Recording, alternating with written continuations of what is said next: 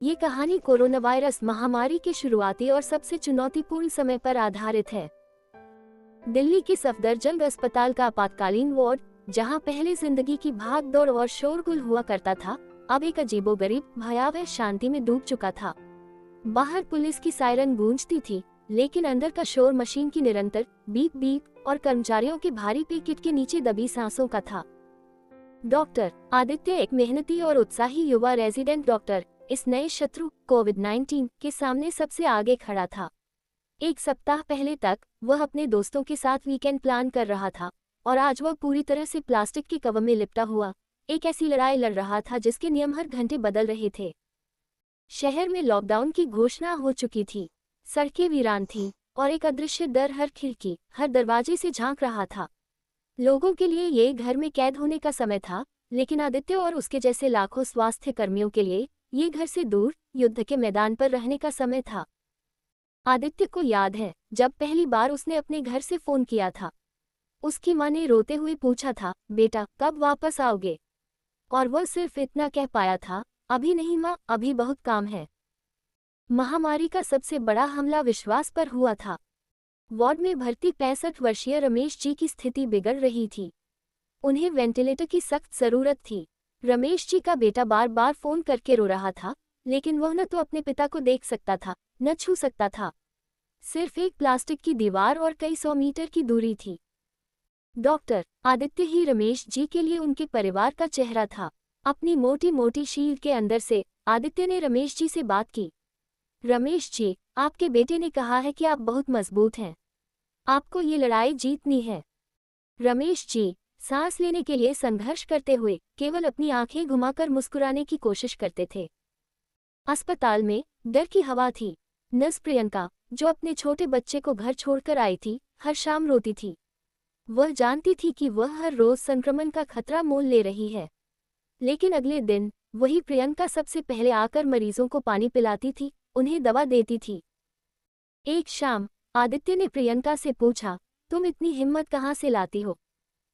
प्रियंका ने अपने पैकेट में फंसी हुई आवाज में कहा, सर, हमारे अंदर तो डर है, लेकिन इनके अंदर आशा है। अगर हमने भी उम्मीद छोड़ दी तो ये किस पर भरोसा करेंगे? लॉकडाउन ने दुनिया के रिश्तों को बदल दिया था। दूरियां बढ़ गई थीं, लेकिन भावनात्मक जुड़ाव गहरा हो गया था। शाम को 7 बजे जब सारा स्टाफ थका हारा होता था, वे अपने फोन पर वीडियो कॉल करते थे। परिवार, दोस्त और यहाँ तक कि पुराने पड़ोसी भी। वर्चुअल दुनिया में लोगों ने फिर से छोटे छोटे पलों की कद्र करना सीखा। वार्ड के बाहर एक और कहानी चल रही थी। रवि, एक छोटा रेस्टोरेंट चलाने वाला, जिसने लॉकडाउन के कारण अपनी दुकान बंद कर दी थी, हर शाम अस्पताल के बाहर डॉक्टरों और नर्सों के लिए मुफ्त खाना भेजता था। आप हमारी जिंदगी बचा रहे हैं, उसने एक नोट में लिखा था, और यह मेरा छोटा सा शुक्रिया है। इस महामारी ने समाज के दोहरे चरित्र को भी उजागर किया। जहां एक तरफ लोग तालियां बजाकर स्वास्थ्यकर्मियों का सम्मान कर रहे थे, वहीं दूसरी तरफ कुछ मकान मालिकों ने डॉक्टरों को इस डर से घर खाली करने के लिए कहा कि वे संक्रमण फैला सकते हैं। डॉक्टर आदित्य को भी अपना घर छोड़ना पड़ा। वह अब एक खाली हॉस्टल में रह रहा था। अकेलेपन के उस क्षण में उसे लगा कि दुनिया ने उसे त्याग दिया है। लेकिन जब उसने वार्ड में रमेश जी की लड़खड़ाती सांसों को फिर से सामान्य होते देखा, तो उसे अपने काम का महत्व समझ आया। रमेश जी ठीक हो गए। जब वह वार्ड से बाहर जा रहे थे, उन्होंने पैकेट पहने हुए आदित्य के पैर छूने की कोशिश की। आदित्य ने उन्हें रोक दिया। नहीं रमेश जी, ये हमारा कर्तव्य था। बस अपने घर पर सुरक्षित रहिएगा। रमेश जी की आंखें नम थीं। उन्होंने अपने हाथ जोड़े। ये पहली बड़ी जीत थी, लेकिन इस युद्ध में हर दिन जीत नहीं मिलती थी। आदित्य ने कई लोगों को अपनी आंखों के सामने हारते देखा था। एक रात एक मां ने अपने छोटे बच्चे को अंतिम बार देखने की इच्छा व्यक्त की। नियमों के कारण यह संभव नहीं था। उस दिन आदित्य ने पहली बार अपने किट के अंदर रोया था।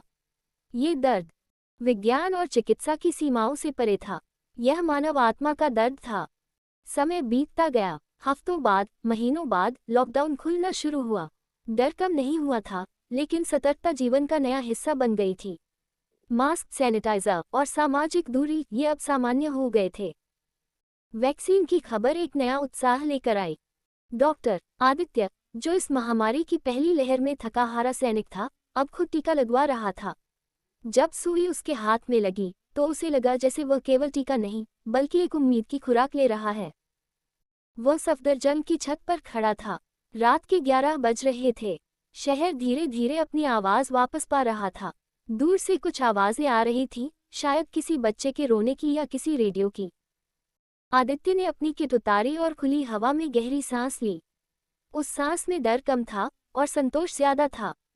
महामारी ने दुनिया को एक कठोर सबक सिखाया था, हम कितने भी आधुनिक हो जाएं, प्रकृति के सामने हम सब समान हैं। लेकिन इसने ये भी सिखाया कि सबसे अंधेरी रात में भी मानवता का दीपक जलता रहता है। ये दीपक उन डॉक्टरों की आंखों में था, उन नर्सों के हाथ में था और उन लाखों लोगों के धैर्य में था जिन्होंने घर में रहकर इस युद्ध में हिस्सा लिया। वह जानता था कि कोरोना वायरस का खतरा पूरी तरह से समाप्त नहीं हुआ है, लेकिन अब दुनिया तैयार थी। उसके पास अनुभव था, उसके पास विज्ञान था और सबसे महत्वपूर्ण, उसके पास एक दूसरे पर विश्वास था। करोड़ों लोगों के सहयोग से ही इस संकट को पार किया जा सका था। प्लीज़ दोस्तों, चैनल को सब्सक्राइब और लाइक करें और कमेंट करें।